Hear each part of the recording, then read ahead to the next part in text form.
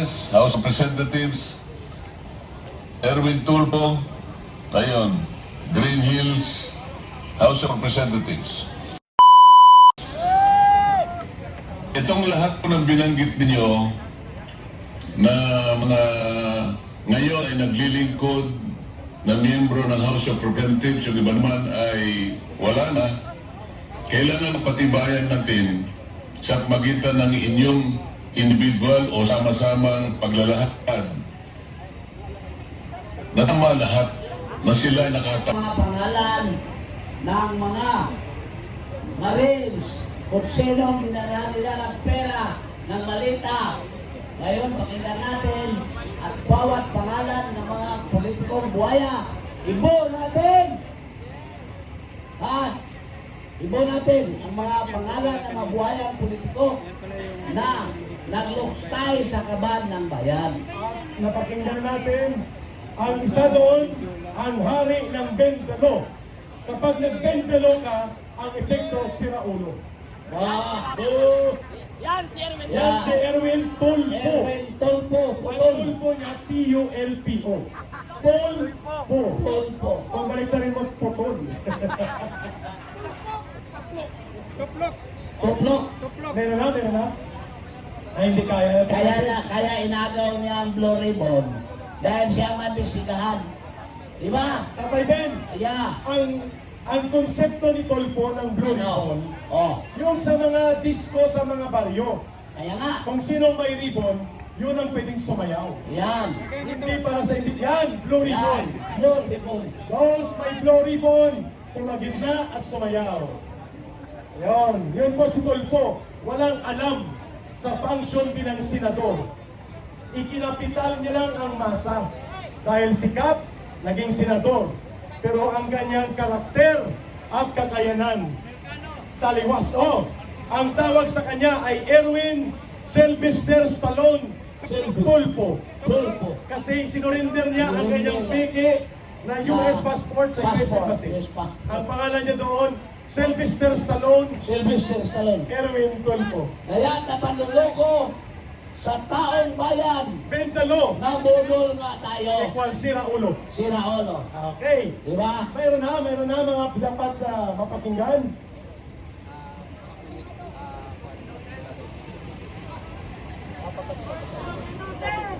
Ang gusto magsalita, open po ito. Tatlo lang ang aming patakaran dito sa programa natin. Walang pagmumura. Sige. Ang nagmumura lang, bigas dapat at ang mga sardinas. Tag 3 minutes lang. Sino gusto magsalita? Lumapit dito, magkaroon tayo Lumapit dito. ng briefing. Speak up. Oo. Yung damdamin nyo. Sige. Yes. At 3 minutes. patungkol po ito sa current situation. Hindi na po, okay na yung historical account ng Tejeros Convention. Sino gusto magsalita? Lapit na po dito. Lapit Pinaayos dito. natin.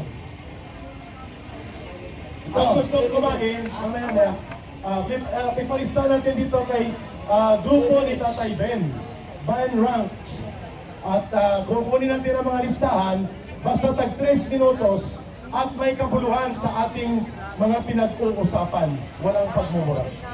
Okay? Isang kapatid, galing ba sa Bungabong Oriental Mindoro. Environmental group po ito, pero magsasalita siya sa pananaw niya sa kalagayan ngayon. 3 minutes lang, brother. Opo. Dahil mayroon tayong marami pa po magsasalita. Hello. Ang nakaline up po ay 99 plus 300. So 399 yung speakers na. Salamat po. Maraming... Assalamualaikum! Yung kanina sa Blue Ribbon Committee, wala daw sa records at hindi itatala sa records ng Senate. Pero, in the records of the people, almost 1 trillion ang tinangay ng mga kurakot. Hindi na namin kailangan ang records ng Senate. Hindi na namin kailangan ang library ng Senado para may tala lang kung anong nangyayari kanina.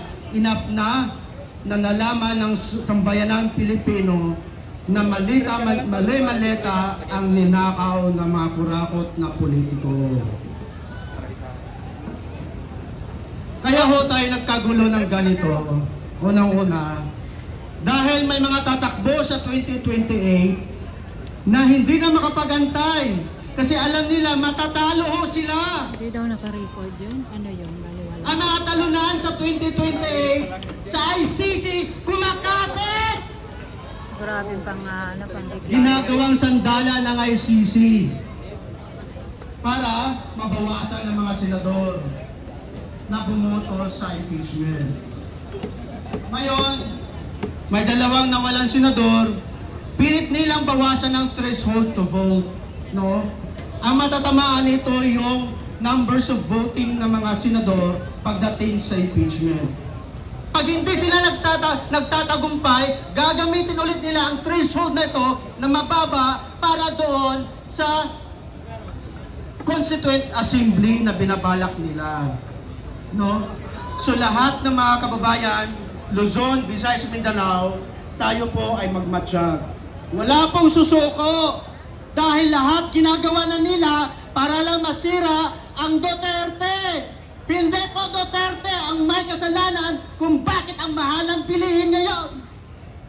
Hindi po kasalanan ni Bibi Sara kung bakit ang mahalang bigas ng gasolina, ng pamasahe. Kasalanan po nila na nasa gobyerno ngayon dahil wala po silang ginagawang tama. Ngayon, para mapagtakpan ang mga ginagawa nila, i-impeach nila ang Vice President. Yes po. Huwag tayong papayag na Kasi hindi dumarami mga tao makakaboto eh. si Senator Bato at Senator Jinggoy. Somebody in the legal law ni marriage, magpa-file sila ng petition sa Supreme Court allowing them to vote during the impeachment proceedings. Dahil halal sila ng taong bayan.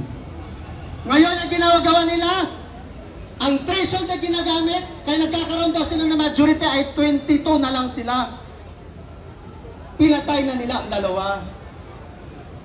Di ba? Kung gaano sila ka mga baboy. Ngayon, hindi sila magtatagumpay sa ICC, hindi sila magtatagumpay ngayong impeachment, ang last na barahan nila yung Constituent Assembly. Pero lahat tayo, hindi tayo magpapatinag, magkakaisa pa rin tayo hanggang dulo. Kasi sa May 2028, ang dulo nito, nakikita nila ang survey from Mindanao, nilalagpaso sila. Nakikita nila ang survey sa Visayas, nilalampaso sila. Ngayon, ang NCR ay lumalaban. Ginagawang pansimbag ang mga Duterte sa mga kababuyan na ginawa nila. Tag-ulan, darating na, August, September, October, babaan na naman ang Metro Manila. Anak ni Tolfo, bilyon-bilyon ang flood control. Pero sa distrito niya, binabaha. Kaya pala siya atat na atat mag-take over sa Blue Ribbon Committee. Kasi sino ang nami-mention? Sino ang nabanggit ng mga 18 Marines kanina? Anong pangalan? Anong pangalan? Diba? Hindi na importante kung nakatala sa Senado ang hearing nila. So be it kung illegal ang ginawang hearing, ang pagdinig sa Blue Ribbon Committee kanila. Ibigay na natin sa kanila. Ang importante na ilahat sa taong bayan ang totoong nangyayari sa bansa. Yun, doon sila takot na takot.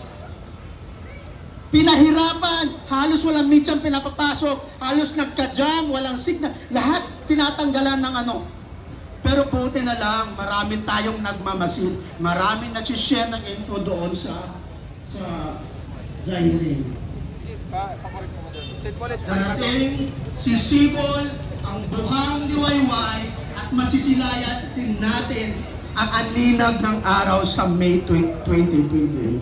Mabuhay ang bansang Pilipinas, Luzon, Visayas, Mindanao.